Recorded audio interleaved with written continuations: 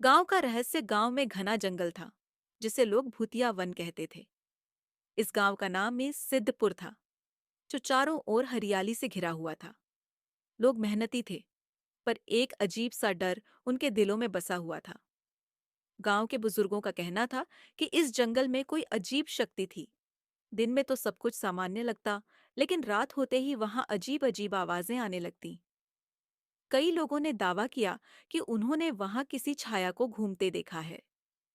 इस डर के कारण कोई भी व्यक्ति सूरज ढलने के बाद जंगल की ओर नहीं जाता था। लेकिन गांव के कुछ युवा इसे मात्र एक अफवाह मानते थे। वीरेंद्र गांव का सबसे निडर युवक था। वह पढ़ा लिखा था और इन अंधविश्वासों पर विश्वास नहीं करता था। उसने गांव वालों से कहा, अगर यह सिर्फ एक अफवाह है तो हमें इससे डरना नहीं चाहिए। मैं इस रहस्य का पता लगाऊंगा।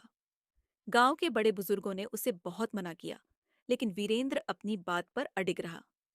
उसने तय किया कि वह आधी रात को जंगल में जाएगा और देखेगा कि वहां क्या होता है। एक रात, जब पूरा गांव सो रहा था, वीरेंद्र अपनी मशाल लेकर जंगल की ओर बढ़ा। चारों ओर घना अंधेरा था। जंगल में घुसते ही उसे ठंडी हवा का झोंका महसूस हुआ। पत्तों की सरसराहट और दूर से आती उल्लुओं की आवाज ने माहौल को और डरावना बना दिया।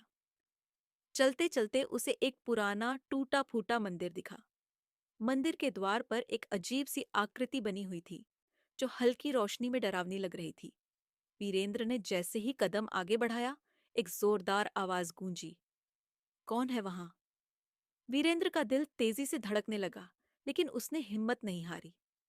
उसने पीछे मुड़कर देखा, लेकिन वहां कोई नहीं था। उसने आगे बढ़ने का फैसला किया। जैसे ही वह मंदिर के अंदर गया, वहां एक वृद्ध साधु ध्यान में बैठे थे। वीरेंद्र ने साधु से पूछा, बाबा, इस जंगल में ऐसा क्या है जिससे सब डरते हैं? बाबा ने आंखें खोली और बोले, बेटा, यह सिर्फ डर का भ्रम है। सालों पहले इस गांव में एक डाकू आया था।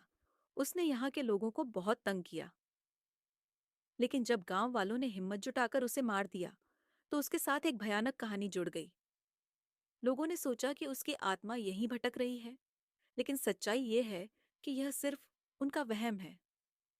वीरेंद्र समझ गया कि यह सब सिर्फ अफवाहें थीं। उसने गांव लौटकर सबको यह बात बताई और धीरे धीरे लोगों का डर खत्म हो गया। इसके बाद सिद्धपुर गांव फिर से खुशहाल हो गया। वीरेंद्र की हिम्मत ने गांव को एक झूठे डर से आजाद कर दिया। सीख, हमें कभी भी बिना तर्क के किसी भी बात पर विश्वास नहीं करना चाहिए। अंधविश्वास और डर को केवल ज्ञान और साहस से ही दूर किया जा सकता है।